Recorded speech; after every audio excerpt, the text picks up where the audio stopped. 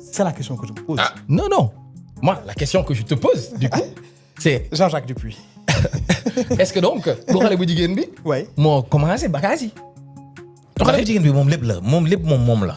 mais ku góor ki tamit xarit boobu moom. Et donc je dirais que cette petite, elle a une ribambelle de vices. Oh oui. alors deuxième conversion bi kii nee na. man moom U4 laa nekk. depuis presque 2 ans. J'ai 19 ans nag mais maay sama taawu yaay.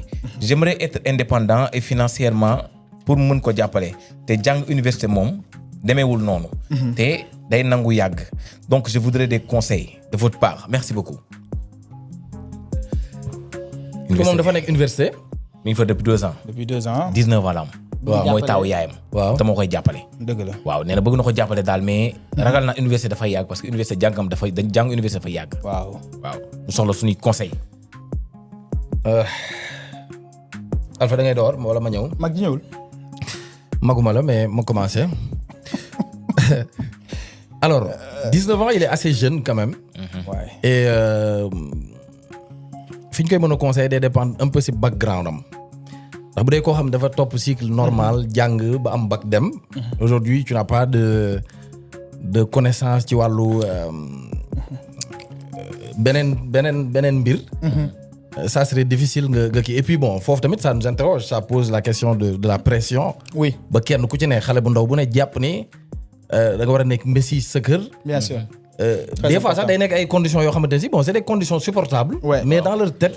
Ouais. dañuy màgg ak esprit wu faaw ñu def lii faaw ñu def lee. Absolument. Bon li ko mën a grave conseiller la ñu am. peut-être mooy.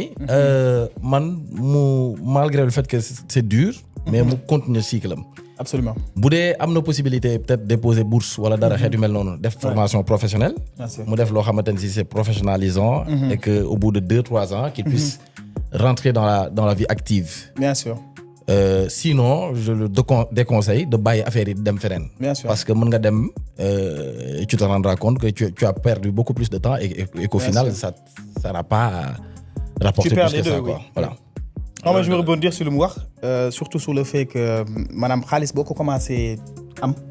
Peut-être que doo amati temps pour les études. Tu vois, et à un moment donné, tu vas te dire peut-être que tu as perdu tellement de temps, commencer à liguer, pourquoi je vais aller reprendre mes études, tu vois.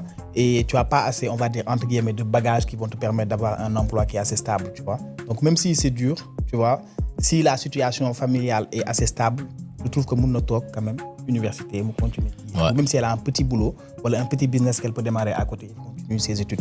Mais il a dit un point, excusez-moi, je suis un peu long, c'est par rapport à la pression, les gars, la pression sociale que beaucoup de jeunes ressentent. Tu vois, et ça commence très tôt. Tu as peut-être quoi